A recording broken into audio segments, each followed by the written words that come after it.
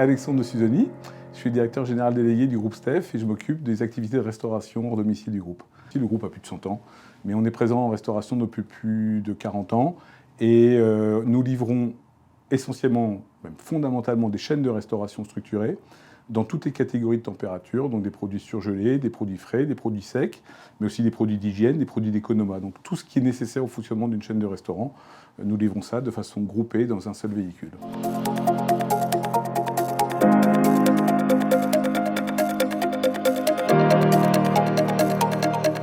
Alors en fait, on était présent l'an dernier dans la salle, c'était le premier, et on a trouvé que c'était un bon creuset dans lequel on trouvait tous les acteurs du marché que nous nous adressons. Parce que le marché de la restauration, c'est très très vaste.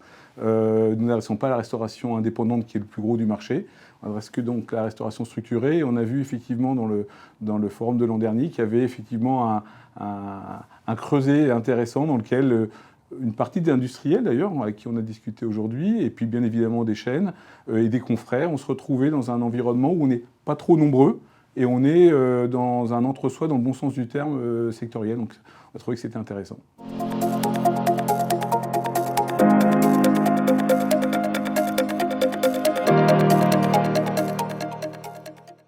Alors le niveau des intervenants, c'était top, hein, évidemment, hein, parce que j'en faisais partie.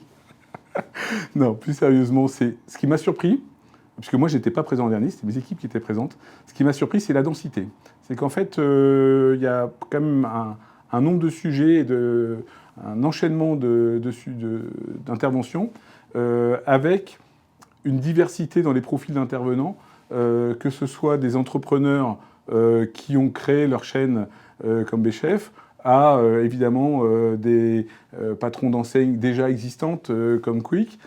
Donc c'est une diversité de types d'intervenants, y compris une chaîne comme Sushi Shop. Et puis de l'autre côté, il y a l'intelligence à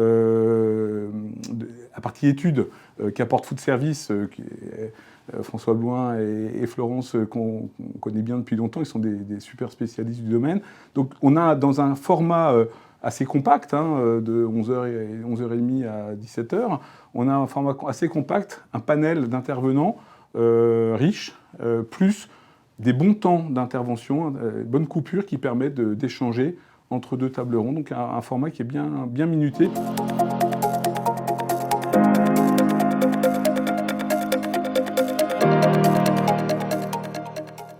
Alors, la table ronde, on en sort tout juste. C'était la table ronde sur la partie RSE et logistique urbaine. Moi, le cœur de l'intervention, c'était d'abord de dire que pour moi, les enjeux RSE, on parle beaucoup d'environnemental, un petit peu sous contrainte, on va dire, liés aux enjeux pollution et puis aux enjeux économiques aussi, il ne faut pas s'en cacher. Mais ce qui me peine un tout petit peu, c'est que du coup, on a tendance à mettre au second plan, à oublier que le premier, la responsabilité dans la RSE, la première, c'est le social. C'est social et sociétal, et que dans des métiers de service d'hommes et de femmes, dans la restauration et pour nous distributeurs, si le projet social de l'entreprise n'accroche pas les collaborateurs, eh bien, il va avoir un petit peu de difficulté à recruter et surtout à fidéliser nos collaborateurs. Donc j'ai voulu insister sur cette dimension-là parce qu'elle nous est vraiment extrêmement chère chez STEF, historiquement, depuis plus de 30 ans. Donc c'est pas un truc de washing actuel, c'est dans l'ADN. Et puis sur la partie environnementale, le fait que l'environnemental, tout le monde a tendance à se focaliser sur la logistique urbaine, effectivement sur le coût environnemental du dernier kilomètre. Mais la réalité, c'est que l'enjeu environnemental, il est du sourcing à l'aval. Et il se conçoit, et les impacts environnementaux se conçoivent dès le choix des produits, dès le sourcing des produits. On l'a vu dans certaines interventions. À un moment donné, on a parlé d'Irlande vers France pour du sourcing. Ben oui, il n'y a pas beaucoup à se poser de questions pour se dire que si on veut réduire l'impact environnemental, ben déjà on agit sur le sourcing, c'est déjà pas mal.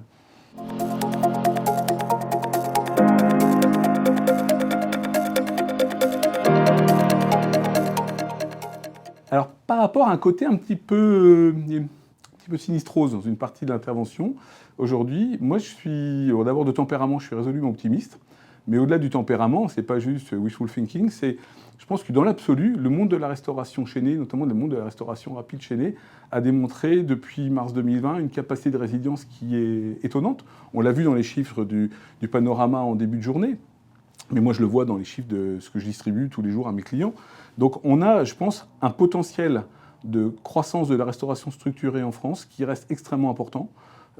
Et puis je pense qu'on a on l'a vu d'ailleurs dans plusieurs interventions, des interlocuteurs dans le monde de la restauration qui se posent des questions plus profondes sur leur modèle, du fait des enjeux on va dire, de contraintes, et que je pense que ces contraintes, en fait, c'est des leviers de transformation de modèle, et ça, c'est beaucoup plus positif que de s'apesantir sur le côté contraignant de la chose.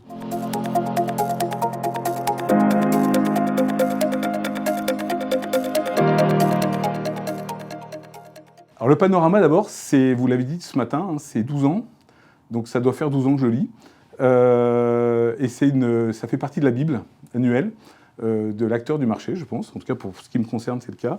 Et les équipes de BRA, en fait, moi je les ai... on a décidé il y a 1 an de commencer à collaborer ensemble, et ben, je voulais les remercier d'avoir organisé ça, et puis de tous les échanges qu'on a eus pour préparer, qui étaient très pro, très sympas.